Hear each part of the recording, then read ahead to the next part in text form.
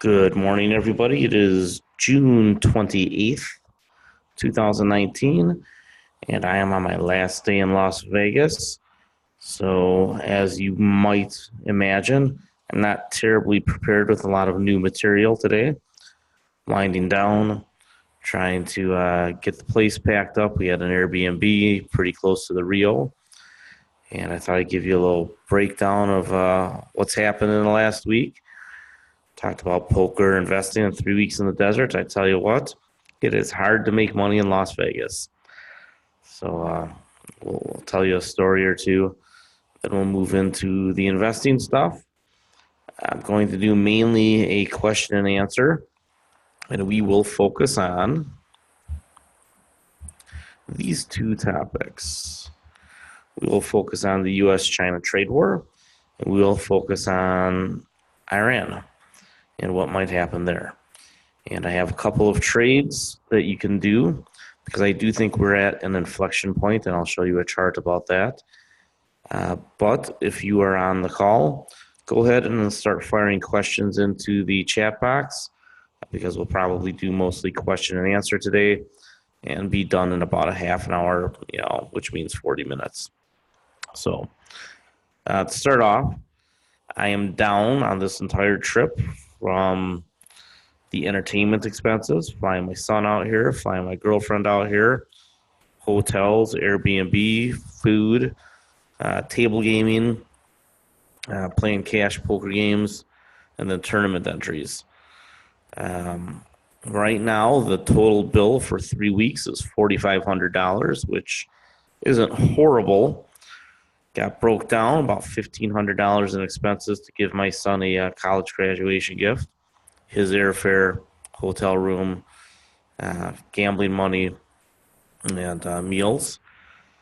Other hotel expenses for me, about $600. Airbnb, about $700. Table gaming, I was up on blackjack, but down on everything else, so lost about $500 table gaming. Hopefully I get that back in some sort of comps from Caesars, which is where I mostly played, although we kicked it around downtown a little bit too. Cash poker, I'm up about $3,400 downtown, down about $500 on the strip or not downtown.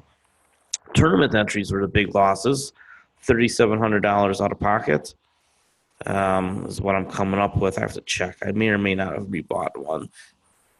So I'm either down $2,900 or $3,700 on tournaments. I think it's probably $2,900 because I think one of them was not a rebuy tournament. And other expenses around $1,200. So 3 weeks in the desert, total cost about $4,500. If I had not played any poker tournaments, it would have been one of those break-even things, right? So you hear people talk all about going to Las Vegas and breaking even, and usually, that means they lost, but they didn't lose any more than they expected to lose. So, without much further ado, that was the Vegas experience. I'll be back next year, although I am really tired, and I think I will limit the trip next year to 2 weeks and not 3 weeks because you really fall behind on your work and you have a hard time catching up. In any case, there are really two big topics in the news right now. And, again, feel free to fire some questions out for me that I'll try to get to when I'm done here. Those two big topics right here are in the Stratfor Quarterly Focus. The U.S.-China trade war will drag on. We talked about that months ago, that China would try to stretch things out, maybe even push it into a bit of a recession because they're not fans of Donald Trump. We'll see this weekend what happens if Donald Trump announces more sanctions on China, not sanctions, but tariffs, or whether they announce some sort of truce. My guess is that they have some sort of truce to stretch things out. I think at this point, any progress from the Chinese side in the view of Washington, D.C., of the administration, will be met with an excuse to stretch things out. I don't think really anybody other than possibly Donald Trump wants to extend the sanctions. As we've talked about before, supply chains are moving anyway. We just saw today that Apple is going to start making their, I believe, MacBook Pros in America instead of China. And that probably was coming in either case. So, because of machine learning, we'll see what the impacts are on global trade. We've talked about how the relationship between global trade and global GDP was dissipating because of machine learning. Remember, a robot in China doesn't cost any more or less than a robot in America. So why not build end products near consumers? There are supply chain issues. Certain things will only be made in a handful of locations around the world. But the vast majority of products get made for everybody everywhere. So you could see a more diverse manufacturing base for many companies as long as they have the materials that they need where their end markets are. Scale, things like that come into play. But I think we are seeing the reduction of the relationship between global trade and GDP. So there is reason to believe that the trade war is going to have a lot less impact than it could have had, say, 10 or 20 or 30 years ago, when the relationship and correlation between global trade and GDP was much stronger. And that quite possibly that the United States is very strongly not immune, and I don't think immune is the right word, but insulated. I think we're a lot more insulated from global trade shocks than we were in the past. We'll see how that goes. I do still forecast a shallow recession next year, unless there's a decent enough fake deal on trade. I think a fake deal is all that we've really ever been able to expect. Hard to know. But a fake deal would be the Chinese buying a lot more natural gas, agriculture, and some other products from us, paying a legitimate price for technology, and really not changing much to their system at all. That we're not going to force them into changing their system, and that was what Donald Trump and Lighthizer were really looking for.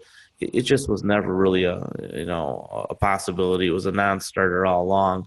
But in my opinion, if we can become more of a supplier of their energy and food and get a fair price on technology, that's probably a pretty good deal. I call it a fake deal because it's not what they set out for. But in my mind, that's a pretty good deal.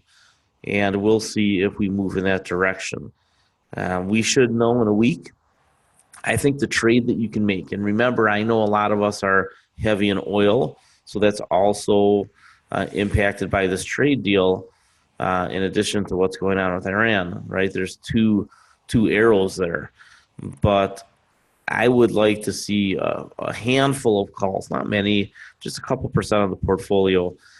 If there is a trade truce or progress on a trade deal, then technology should rebound pretty good. And remember, we're still within a point or two of all-time highs, so there's not a lot of rebound to be had. But I think a couple of calls, short-term calls, I think you buy like the July or August calls on QQQ, but just a couple. It's a little swing trade. I don't think it's going to have a huge impact on your portfolio. We still want to just buy growth at a value price where we can find it. We want to find the companies that are on our dividend lists when they're on dips. I think we still focus on some of the names that are creating new sources of revenue. And as Stanley Druckenmiller said, invest in the disruptors and get rid of the disruptees, which is something that I talked about. It's got to be nearly a year ago, maybe 9 months ago, when I coined that old, the old man stock or the grandpa stock. I forget exactly what I said. But I told folks, you want to focus on new economy stocks. Those are the stocks that are driving the future. And you want to get away from some of the old economy stocks because they don't really have revenue growth and they're going to have a hard time supporting their dividends. Especially what we want to avoid is roughly that 1/3 of S&P 500 dividend payers that have leveraged balance sheets and low growth. So if we can avoid that 1/3 of the dividend payers in the S&P 500, which is probably 20 some odd percent of the index as a whole, we essentially give our chance to do much, much better. So we like QQQ. We like those ARK managed ETFs for a portion of the portfolio for a little bit of alpha. We like our list of dividend payers, both the dividend growth stocks and the retiree dividend payers. That mix, I think, goes a long way over the next several years. And hopefully we get at least one big rally in oil so that we can exit most of those positions. I think we're probably going to see more conflict in Iran. You're seeing that in all the big headlines out there. Stratfor is talking about it, that Iran is not going to stand down. They've already declared in the last week, hey, there's no path towards negotiation. Foreign Affairs is talking about us marching towards war. A year and a half ago when I talked about this, everybody told me I was nuts. I will be on Forex Analytics on July 2nd talking about this, so I will announce that in the blog. You're right, run right through here. Everything's dominated by the G20 and how that will impact trade, and then what's going on with Iran. Interestingly, Vladimir Putin was ripping on Western democracy and values. So that probably we're doing it pretty right if Vlad Putin, who is one of the biggest gangsters in the world, probably the biggest gangster in the world, if he's ripping on how we do things, then we know that probably we're doing it right. So let's get to a couple of questions. Somebody has asked about OSTK. That is Overstock, I believe, right? We need to duplicate this one because I don't want to get rid of that chart. And actually, we will get to Overstock. I want to talk about that chart for just a second.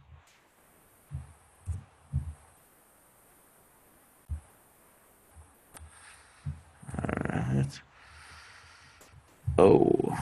OSTK. Overstock.com. All right. So this chart here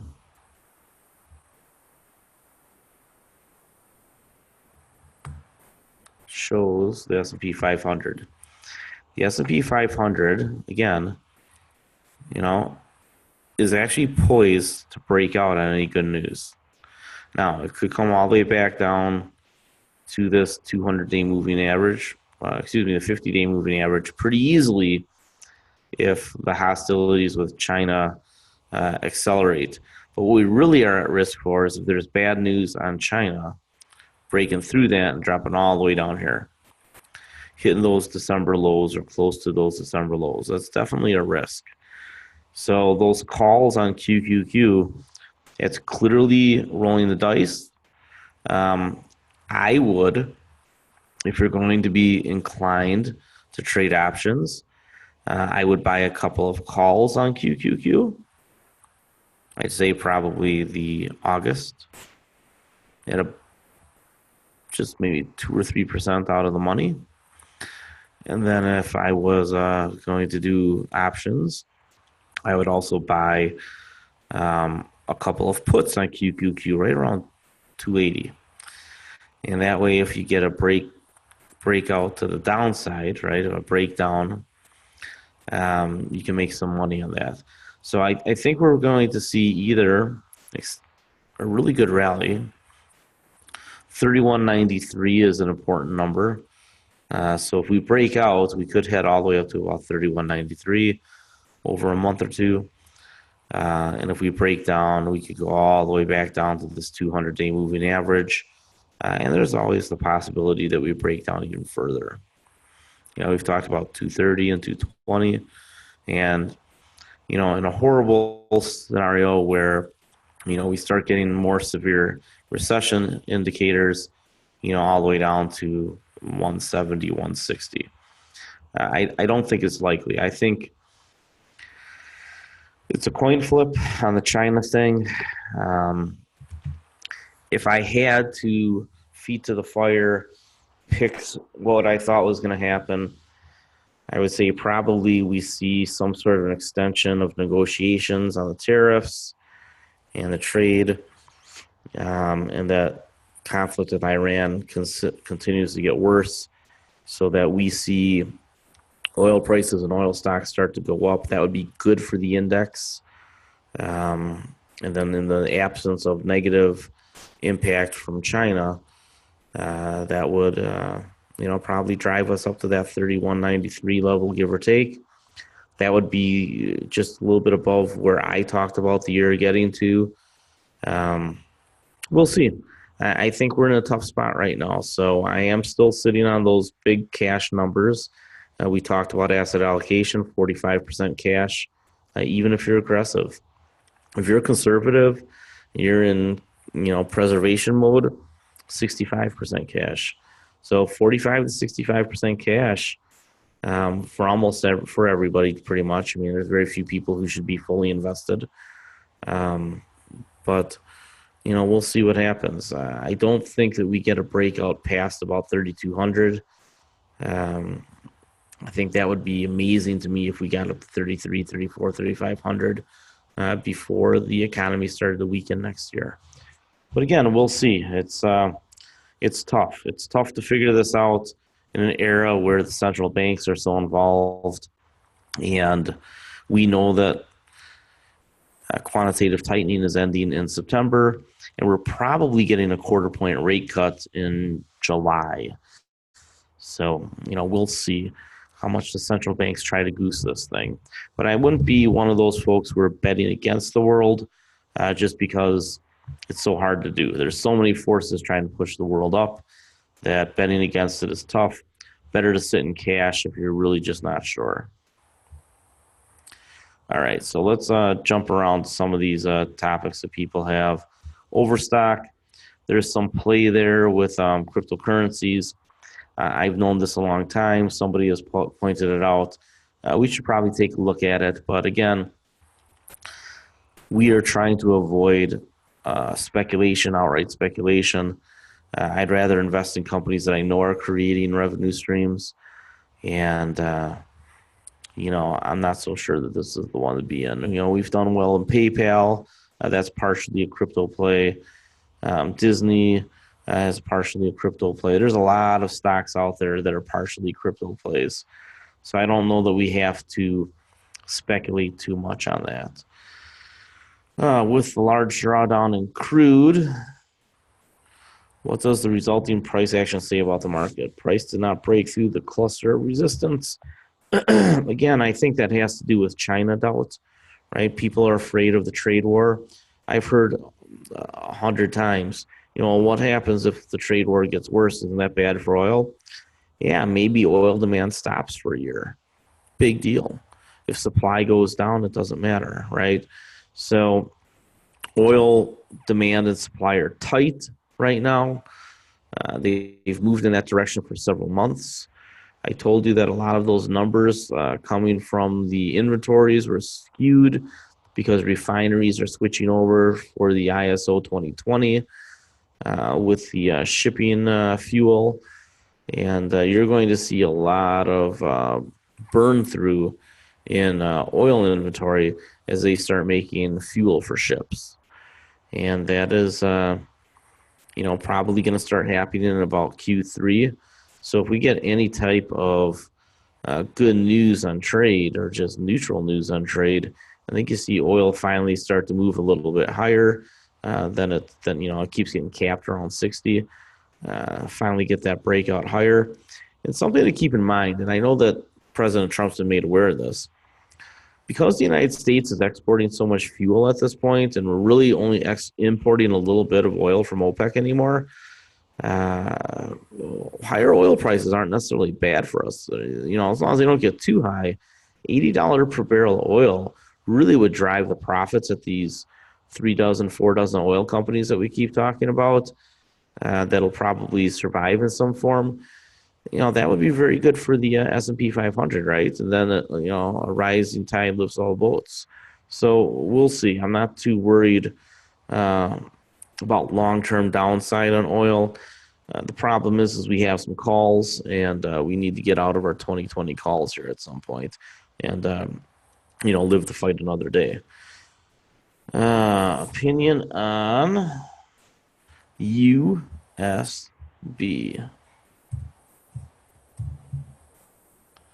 U.S. Bancorp. Somebody asked me about that here in Vegas recently. I don't like any of the banks. Pretty simple. I don't like any of the banks. They are hyper sensitive to recessions. None of them are in a good position to deal with a recession. And they're all slow growth forever stocks. And, they've really recovered probably most of what I would expect them to recover.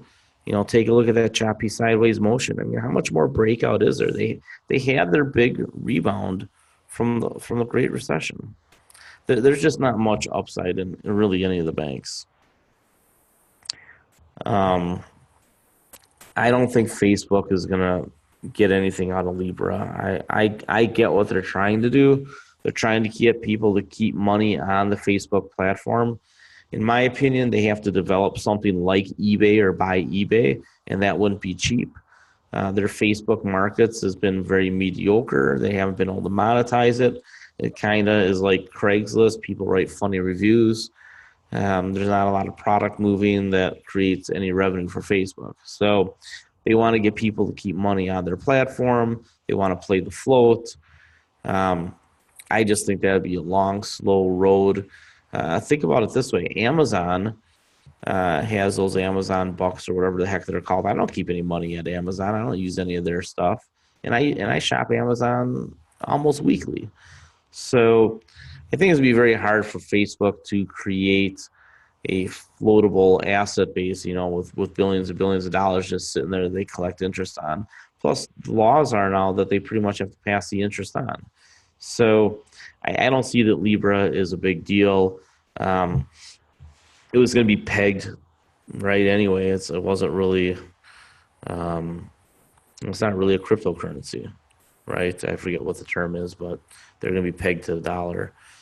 Caesar's Palace or Caesar's Entertainment.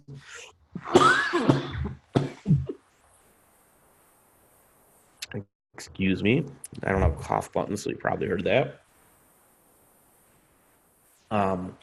We talked about Caesars last week, and a couple days later they got bought. So if you had sold the puts on Caesars, they're probably, you could probably just close those out for a nickel, take your profit. We'll see what other transactions Caesars makes. It's getting bought for, I think, $12.75 or something. I was selling puts when it was right around $8.750. Real close to the bottom. So that's good for me. Those puts will expire worthless, so that's all profit on the premium that we received. They'll probably sell the Rio, although maybe not. They sold three casinos when they made the transaction, raised $3 billion. So we'll see. We'll see what Caesars looks like when this is all done and over with. If they deleverage, definitely one of those stocks that you take a look at buying when there's a recession. The casino stocks as a group are great stocks to buy when there's a recession because they all go to crap and you can get them super cheap. Your take on AbbVie's acquisition of Allergan? The healthcare acquisitions in general, unless they're acquiring like a high growth biotech, a small one that can really supercharged. I think the big healthcare companies have a problem. If you've watched the Democratic debates the last 2 nights, I think the first one is the one I watched. Right, I watched the first one where Beto O'Rourke really looked silly. Um, there's more regulation coming to healthcare, and it doesn't even matter who wins. President Trump has pushed back on the pharmaceutical companies. The hospital chains know that there's more price controls coming, whether it's Medicare for all or not.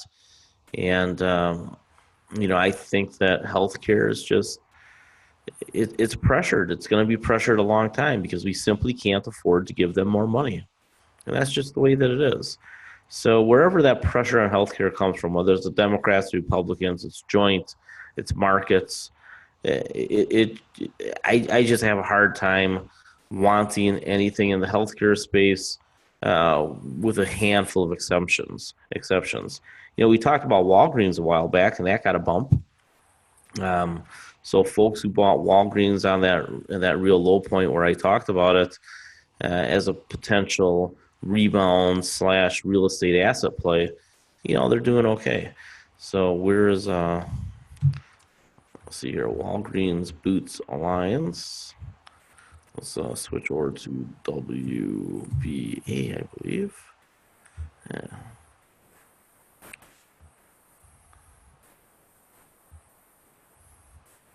They get the 1-day bounce. Oh, it came back, huh? All right. We had that little bounce here. I guess you have to take a look at it much shorter term. Right? I don't remember where we were talking about it. It was in here somewhere, right? And the last 2 days, you get this 1 day, you get this little bounce here, $2 bounce. Again, if you want Walgreens, study their financials, and if they really are turning the boat a little bit on revenue growth, then remember their real estate assets are pretty valuable. So you could see a retracement all the way back up here.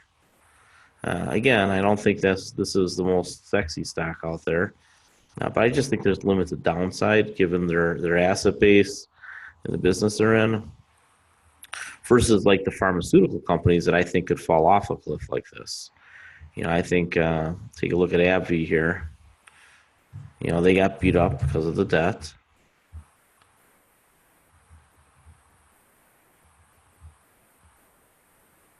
Right? Falls off, rebounds. People start going, oh, value, value, value. I don't know. Is it really a value? Analyze the debt. Will the revenue from Allergan justify the debt? And then will the growth create a catalyst for a higher stock price? Not so sure. I think that these are stocks. Take a look at the longer term charts. Right, that was not sexy what we just looked at. Take a look at the 5-year chart. Right, look at what's happened there. Got the spike, drifts down. Yeah, I don't know where support is, 60, 50, who knows? So I just think the whole industry is in for a lot of this over the next several years.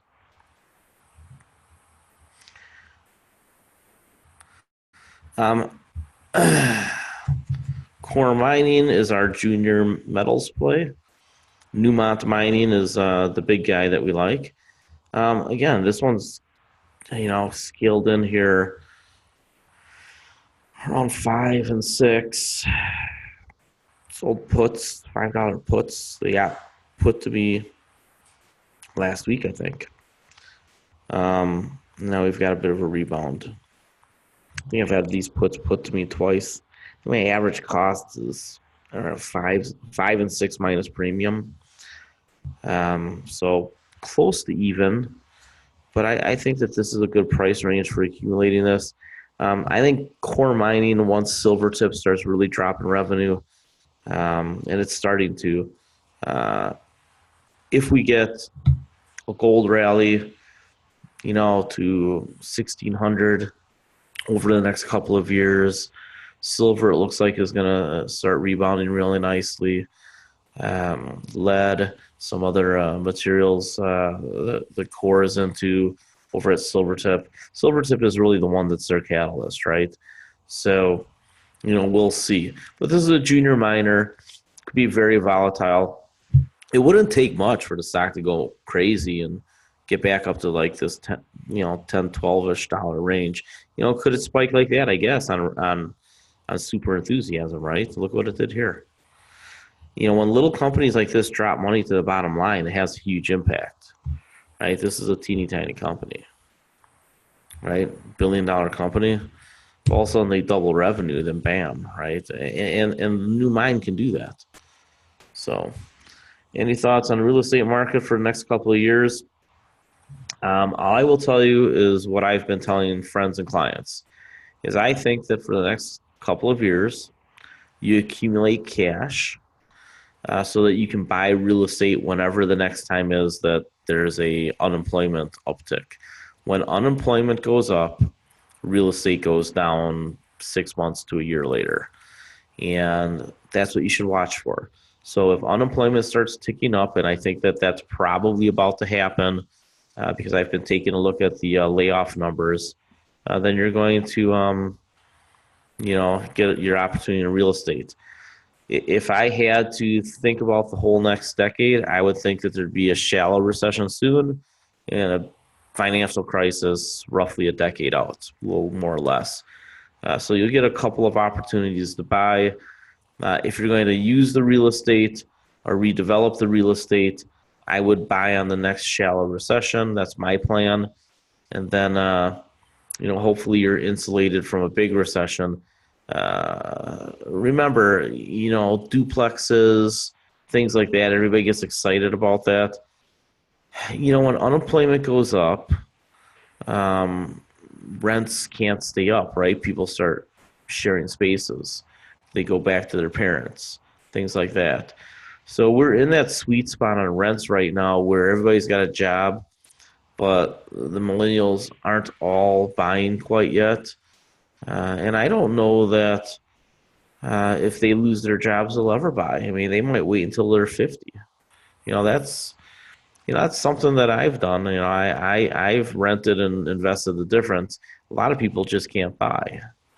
So, be careful about how you invest in real estate. Most money in real estate is made on development and redevelopment. So, most of the money is not made on being a landlord. If you want to try to be a better version of a slumlord, you can make money. If you just want to be a slumlord, you can make money.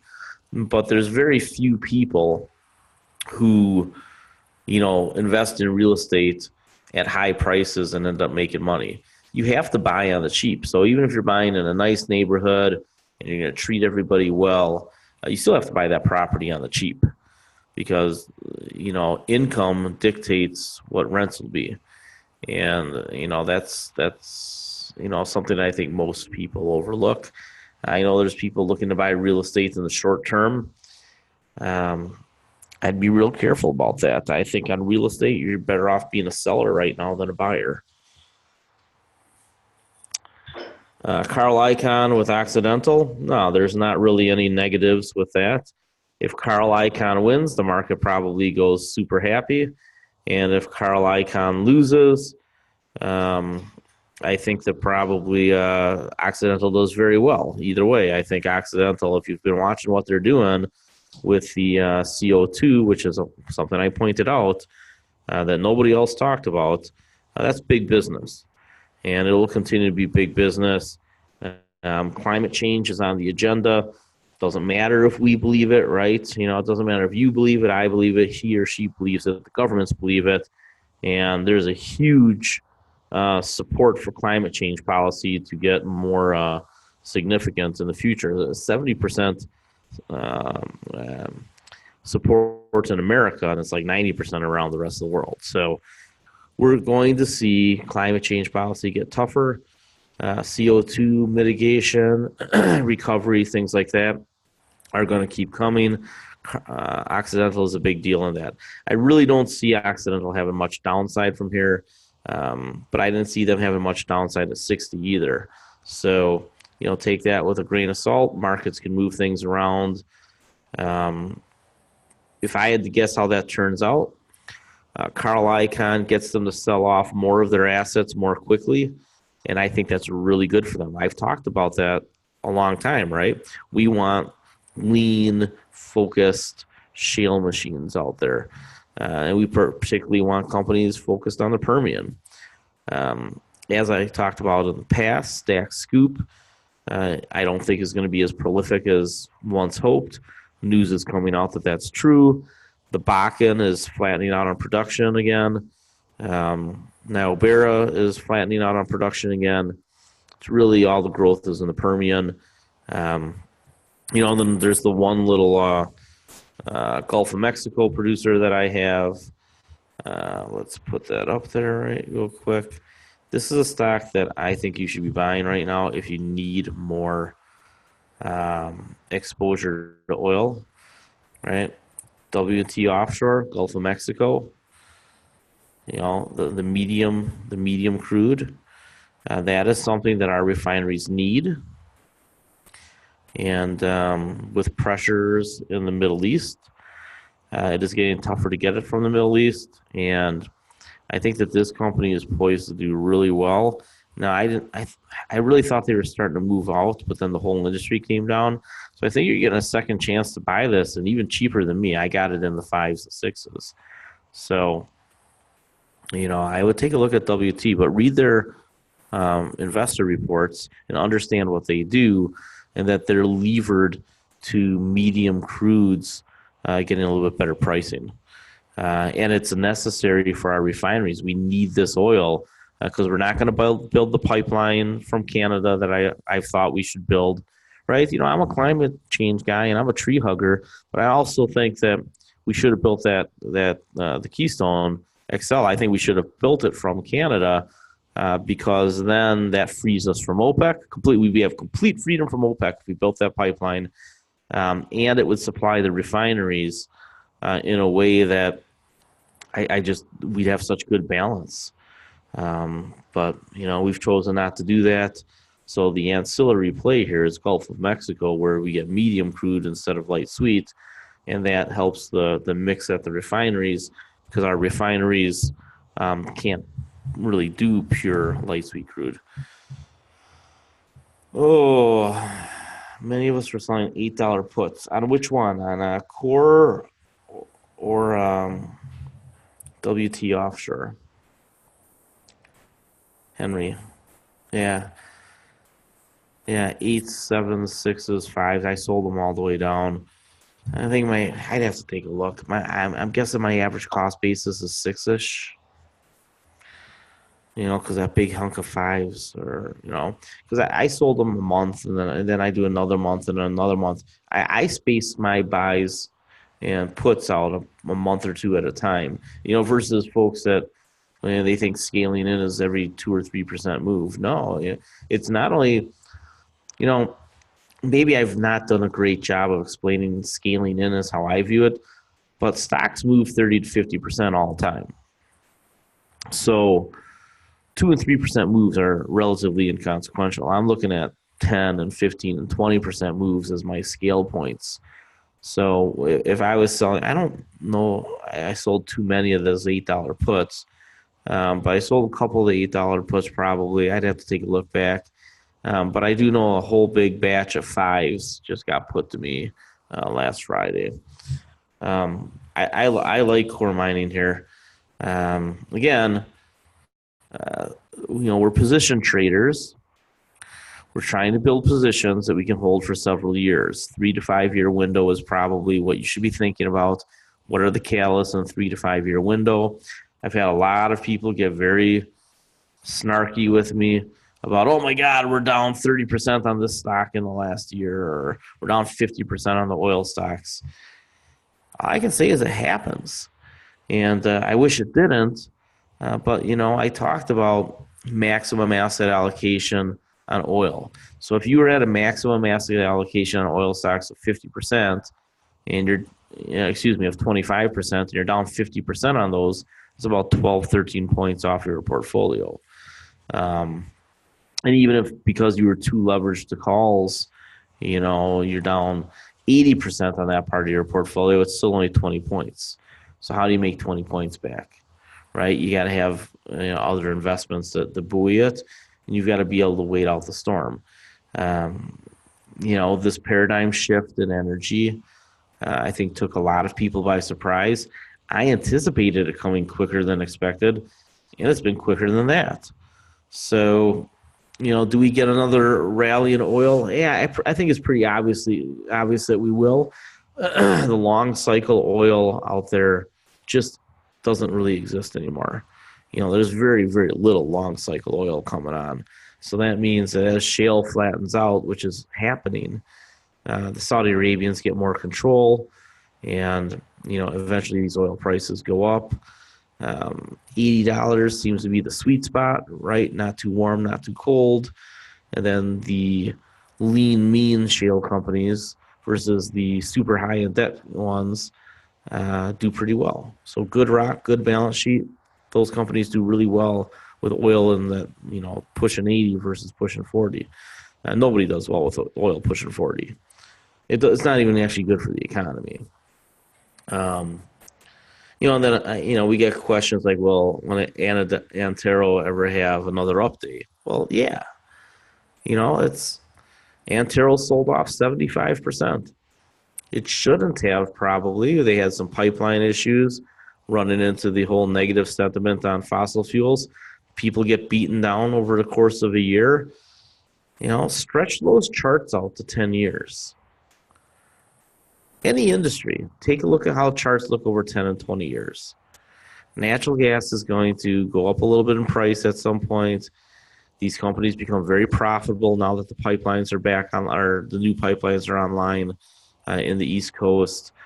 The LNG market is still seeing increased demand.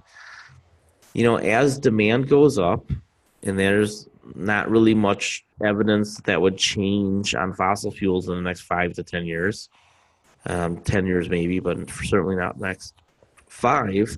And as long-term investment slows in new projects, right, that tightens markets. So, you have to, and that's why you buy at those much bigger scale levels, right? You buy when it drops 10%, you buy when it drops 20%, 30%, 50%, not 2 and 4 and 6, and over months, not over weeks. So, yeah, I like Antero here. They're a great company. They just got the crap beat out of them. And again, should you average down? It depends on what your asset allocation is, right? If you've got 6% of your money in Antero, you probably bought too much in the first place. So probably leave well enough alone. You don't have to make your money back where you lost it, right? We talk about that. But if you're at 2% Antero, yeah, maybe you buy another point.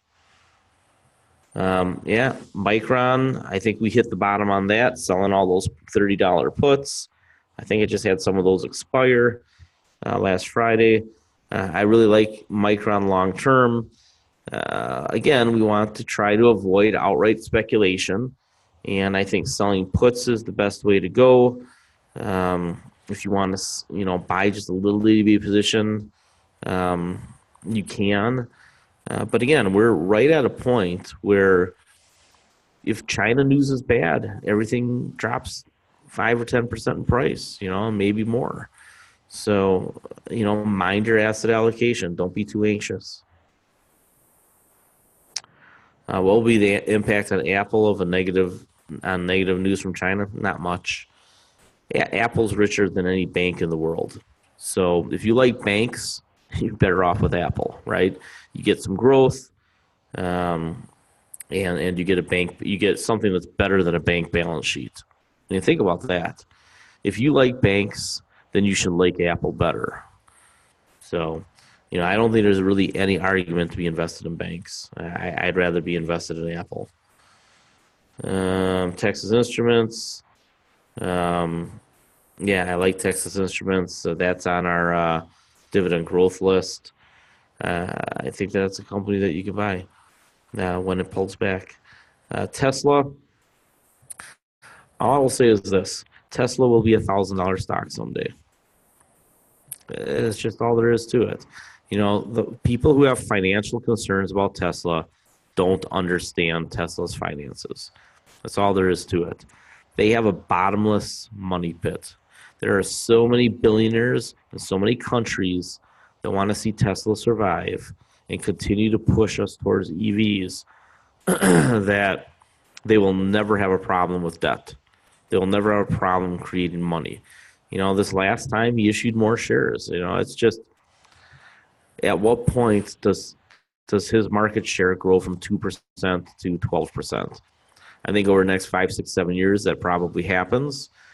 Um, you saw the headline probably that they're developing their own lithium ion batteries.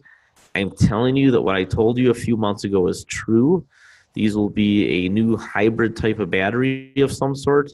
Will it incorporate the zinc technology with the lithium ion, have a sort of hybrid EV battery? I don't know, a new type of cell. They're doing something that is newer and better and cheaper and lighter. Uh, and we'll know probably by the end of this year what it is. If I had to guess, I'd say that they are using some sort of liquid zinc along with lithium, and probably have a kind of a two-cell setup. We'll see what the technology is. I've studied the engineering. I'm not an engineer, so I'm a layman who knows just enough to be dangerous. But the bottom line is the technology is getting better, and they're going to own it, and that's a big deal, right? So if they can cut out Panasonic as a middleman in the next few years, which I think is likely, I think Panasonic knows that. That's why they're pivoting. You're going to see Tesla just go through the roof. Now, they're probably going to set a delivery record this quarter, but that means that they probably miss next quarter, right? It'll be a while before Tesla is on the smoother glide path up. They're still early in their S curve where things are jittery, but the trend is clearly up, right? So, we'll see. I like the shares of Tesla that I bought at 240. I bought just a handful right around 185. I wish I had bought a lot more. Maybe we get another chance. Would you hold CTL? It's about 2.5% of my portfolios. I think that CenturyLink, again, I say this all the time, this doesn't change. They have a very valuable asset that eventually they'll be able to not only generate revenue on, but the market will recognize the value of the asset. So again, that's the paradox, right? Is when you have an undervalued asset or an underutilized asset, you have to start getting more from the asset. That's going to happen because it's something that can't be replaced. The regional cell phone companies and even the big guys are going to need the fiber optic infrastructure that CenturyLink offers, because AT&T and Verizon, Verizon's actually got rid of most of theirs. AT&T, is it won't be the only game in town. CenturyLink is the third biggest, fourth biggest in the world or something at this point. Second biggest in the United States for fiber optic. We started to see some consolidation in the space. T-Mobile and Sprint are spinning off Cricket, I think. Is that what it's called? And I think there's going to be some mergers and acquisitions in the space. Does CTL get bought? Do they merge with somebody? I don't know. I've always thought that it makes a ton of sense for Google to buy them and incorporate them into their fiber division. And then for Google to buy bandwidth and offer cell phones, cell phone service, right? They already have the Pixel, which is a dynamite telephone. We'll see. To me, valuable assets are always for sale. And the executives, because of the way they're incentivized, they want to see a good price, right? So for the guys at CenturyLink to make a lot of money, they need to sell CenturyLink for over $20 a share. So I think we get back to $20 a share on CenturyLink, and then your guess is as good as mine whether they get bought out or going along. Yeah, the government is going after the tech giants. There's another question. I think Facebook is the one most in the firing line. I don't think Google is quite as in the firing line. Baby Googles are coming. I've talked about that before the Democrats did. So, you know, think about a company as if you're an executive and you know what the coming challenges are. How would you react? Would you just wait for the challenges and then get scared? Or do you plan for it ahead of time? Google split itself up into Alphabet for a reason a couple of years ago, right? They were able to read what was coming in regulation years ago. They're years ahead of the government. And they will create strategic transactions as they see fit on their calendar at their prices, probably way ahead of the government doing anything.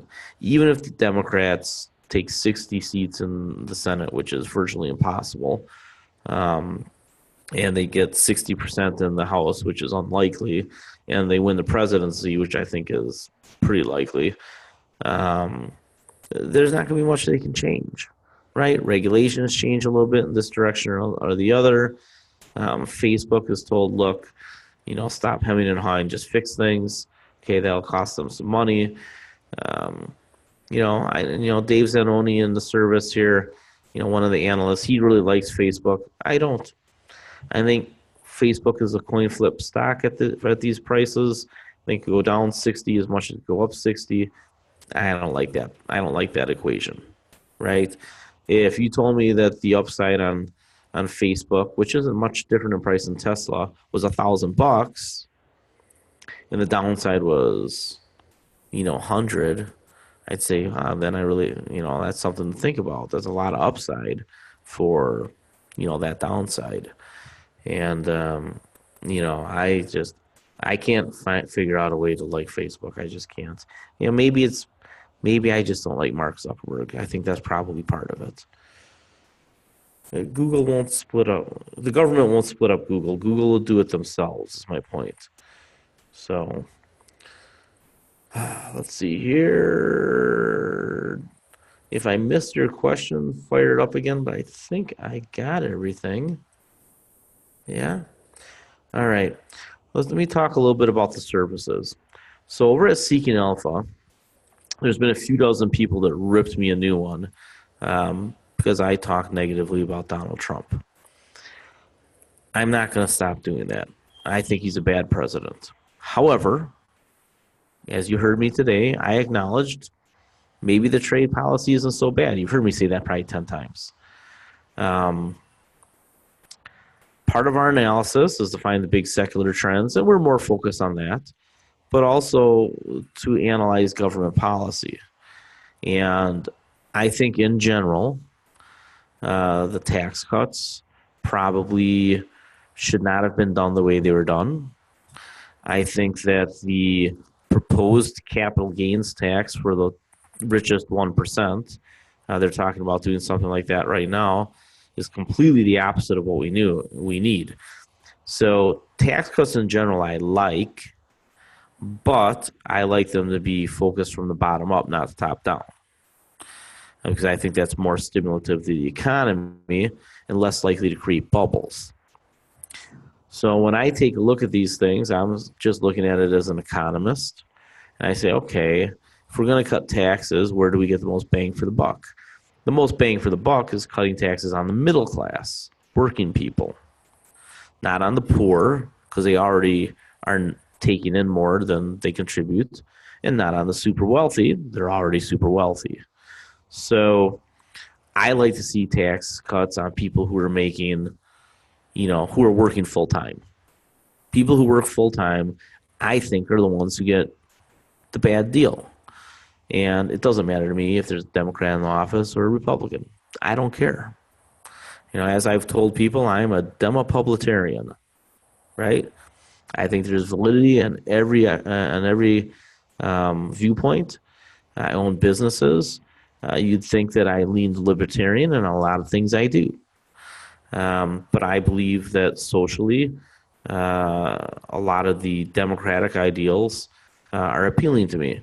And I think that a lot of the national security ideas, because I think there are bad guys in the world, a lot of Republican ideas appeal to me. So I try to take these things issue by issue. I'm not a Trump hater. I don't have white guilt. I don't have a lot of these things that people attribute to folks who don't agree with them. You know, I irritate liberals as much as I irritate conservatives. It's just that there's a conservative wannabe in the White House. I really don't think Donald Trump's a conservative. You know, that's the whole thing is people say, well, I voted for Trump because I'm conservative. No, come on now. And no, everybody knows that Donald Trump's not a conservative. Just say you didn't like Hillary. I'm cool with that. I didn't like Hillary either. I just disliked her less than I disliked Trump. You know, so, you know, when it comes down to the analysis, though, we just have to read the tea leaves. And the reason I think Donald Trump's going to lose and why we're going to see some changes in policy are that the tide is headed in that direction. 8.8 million more votes for Democrats in the midterms than Republicans. That's huge, right? The Democrats got 3 million more votes than the Republicans in the presidential election, and Trump, you know, won in the Midwest. I'm just telling you, I live in the Midwest. I've been to Midwestern states. Very unlikely he repeats in the Midwest. And it looks like he's got a real deep challenge in Florida. So I think it's very unlikely he wins again. That doesn't mean I hate all of his policies. Some of the things he's done make some sense. Other things like immigration, the way he's handling immigration with the incarcerations and breaking up of families, come on, there's a better way to do that. That's what I think. Does it matter to my investing? No, not really. Doesn't mean I can't say it. Well, if you're a freedom of speech person, anybody can say anything. Who cares? But that all said, I have decided to make the websites a lot more politics light, right? Because if we're just analyzing policy, then people can make up their own minds. You don't need to know all that much that I think Trump is kind of a schmuck. Whatever. Hillary was probably a schmuck too. So, you know, to those people I have offended, I'm sorry. But I went and saw Rita Rodriguez at the Comedy Cellar here at the Rio, and she was outstanding. And she said something that I thought was outstanding. She said, outstanding, right? She double outstanding. She says, I'm not going to be politically correct, and I'm going to hurt your feelings. And she did. She started with white guys, which was, I thought, kind of funny. So I'm a white guy. I'm about to turn 50, about to become a grandfather. And, you know, I know that I probably have it easier than a lot of other people. Doesn't mean it's easy. It just means a little less hard. Why? Because the institutions have, you know, been controlled by other white guys for a long time, and you know, there's a little bit of a tilt in my advantage. That advantage is largely going away rapidly. So now we're becoming a population where you really have to perform. You have to study, you have to work, and you have to learn a skill. You're not going to get by on the color of your skin in the future. And I think that future is very close, a lot like the alternative energy, a lot like leaving fossil fuels. So again, if I've offended you, I'm sorry a little bit, not a lot, but a little bit. And if I've made you think at least, then, you know, as a writer, as somebody who believes the pen is mightier than the sword, good. I hope I did make you think. A lot of you have made me think, right? So, you know, I do appreciate that. Harold, right? Harold/David, you've made me think. And a lot of other folks have as well. And I hope we can get past the fact that maybe I don't vote the same way you do. But the future is the future. Things are coming. We have to analyze that. We have to not let our own ideologies get in the way, right? I have to do that. Remember, I predicted Trump would become president. That's not what I wanted. But I thought it would probably happen, and that was my official prediction, although it was more of a coin flip than anything else I've ever done. But we got it right. So, I've got a couple of people telling me the apology is not required. Yeah, I feel sometimes that they're not required, and I understand why you say that, Tom.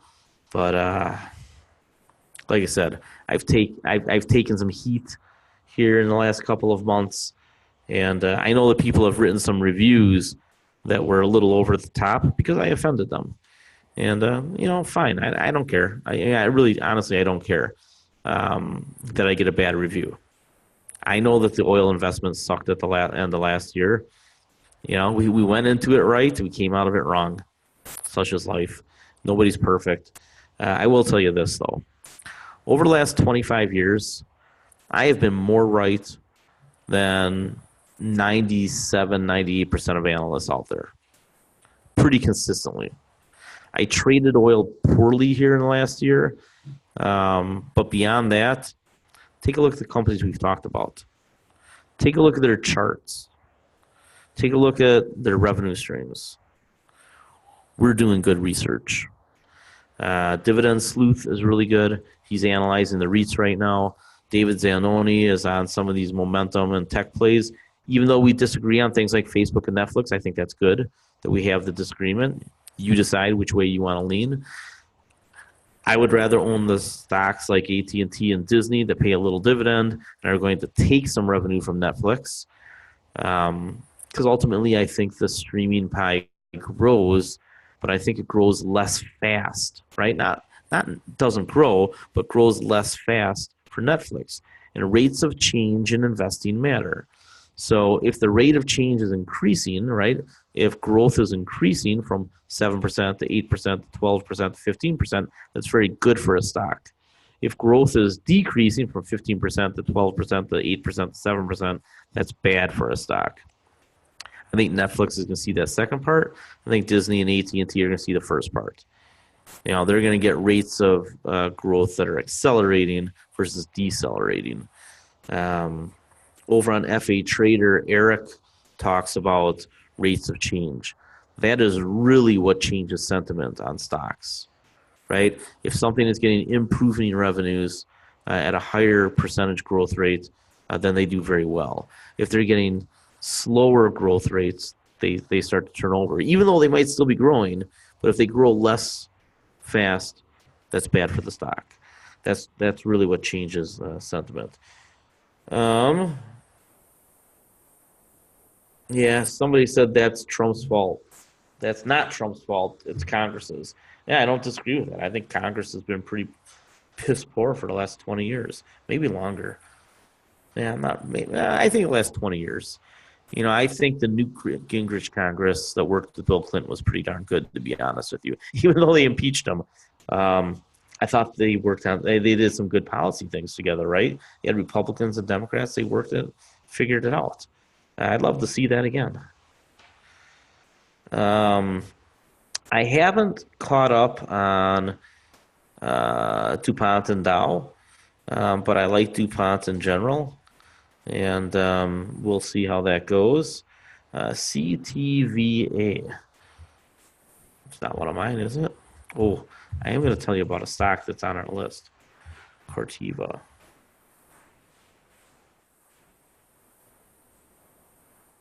I don't know anything about this. Oh, that's a spinoff. Duh.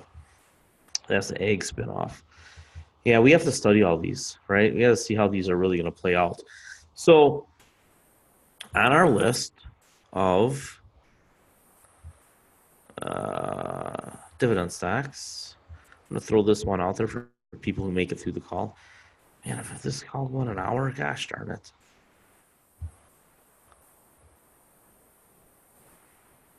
So I went to a Top Golf. There's a REIT on our list that people looked at and they're like, who the heck is this? Where's my dividend growth list? Right there. These guys print money. I'm telling you, this is a stock This EPR properties, right? You should be looking at EPR. If you want to REIT, these guys do like the Top Golfs and some theaters, and this is one that you should look at. If you want a REIT, I'll tell you, their business model is so good. And I'm going to put up a video that I took when I was at Top Golf, but these guys are printing money, and they're going to keep printing money. And then the weird thing, not the weird thing, but the backup thing is this. They own all this property. They own a huge hunk of property in Vegas that maybe they never sell. But if they needed to sell it, it's a really valuable piece of land that they hit golf balls on and sell beer and drinks and have a pretty cool pool. It really is a neat thing. So if you come to Vegas, go to the Top Golf right behind the MGM, and you'll understand what I'm saying. I like EPR better than any other REIT out there. Not only do they have the land and some rents, but they just print money in some of those businesses. So take a look at this one. It's something I want to buy in any pullback. All right, I think somebody said they're going to read George Will's book. I very much respect George Will. He's been around a long time. And he's a baseball guy, so, he's a baseball guy, so he's got to be cool. And so we'll finish off with the whole us versus them mentality that somebody talked about in the chat. Yeah, we have too much of that, right? I had a friend tell me that he was going to show no tolerance to liberals. And I'm not even liberal. And we don't talk anymore because I'm too liberal for him. And I think that is something we have to get over. I think liberals have to stop being elitist. I think conservatives need to, stop being holier than thou. And maybe it's both directions. I don't really know. But the whole lack of unity that's been manifesting, which I think comes from a lot of directions. It's cable news, the alt media on both sides, mainly the right, but also the left. We need to get over that. As investors, we need to see through it, right? So as citizens, we need to get over it.